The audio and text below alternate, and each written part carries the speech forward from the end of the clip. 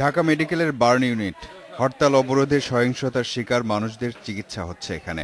গত কদিন গণমাধ্যমের শিরোনাম থেকেও সরে গেছে মানুষগুলো। চিকিৎসক বলেছেন, পেট্রোল বোমায় দগ্ধ নাজমুল ইসলামের সুস্থ হতে লাগবে আরও মাসখানেক। আমার পেটের দায়ে আমি বের হয়েছি, যে আমি গাড়ি না চালালে তো আমি ঠিক মতো চলতে পারবো না, আমার গাড়ির কিস্তি আমি দিতে পারবো না, আমি ঠিক মতো আমার বাবা মাকে ভাত খাইতে দিতে পারবো না।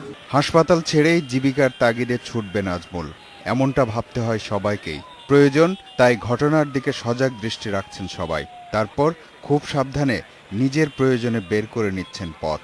আতঙ্ক মানুষের হঠাৎ দুই একদিনের জন্য, যখন কন্টিনিউ যদি এক মাস দেড় মাস চলে, তাহলে সেই আতঙ্কটা আর মধ্যে মানুষের থাকে না।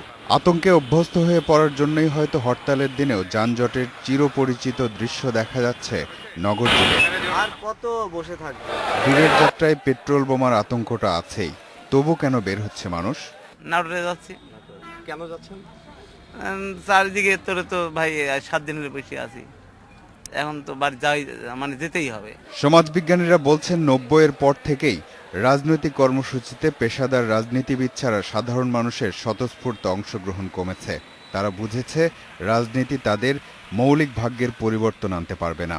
এ কারণেই ব্যক্তি উন্নয়নের সাথে সাথে বেড়েছে দেশের উন্নয়নের গতিও।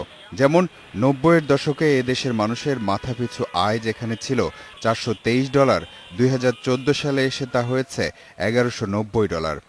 এরপর মানুষকে ঘরে আটকে রাখা কঠিন। বাংলাদেশের মানুষের কাছে হচ্ছে টাইম ইজ মানি, অর্থাৎ মানুষের এখন এত কর্মসংস্থান সৃষ্টি হয়েছে যে একটা সারাদিনে কোনো একটা জায়গায় ইনপুট দিলে সে কিন্তু একটা ইনকামের একটা সোর্স সে বের করে আনতে পারে। আর সুস্থভাবে বেঁচে থাকার জন্যও তো ভয়কে জয় করে মানুষ, যেমন নারায়ণগঞ্জের মফিজউদ্দিন। ভয় তো করোই, তো আউন লাগে না, এত পারা যায় না। কেন আউন লাগে?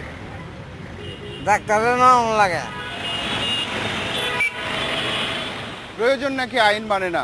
প্রয়োজন তাহলে আতঙ্ককেও অভ্যস্ততার পর্যায়ে নিয়ে যেতে পারে। সাধারণ মানুষ তো অন্তত সেই কথাই বলছেন, কিন্তু আতঙ্ককে অভ্যস্ততার পর্যায়ে নিয়ে যাওয়াকেও আবার স্বাভাবিকতা বলে না। সবাই স্বাভাবিকতা কামনা করেন। মঞ্জুর করিম, ইন্ডিপেন্ডেন্ট নিউজ, ঢাকা।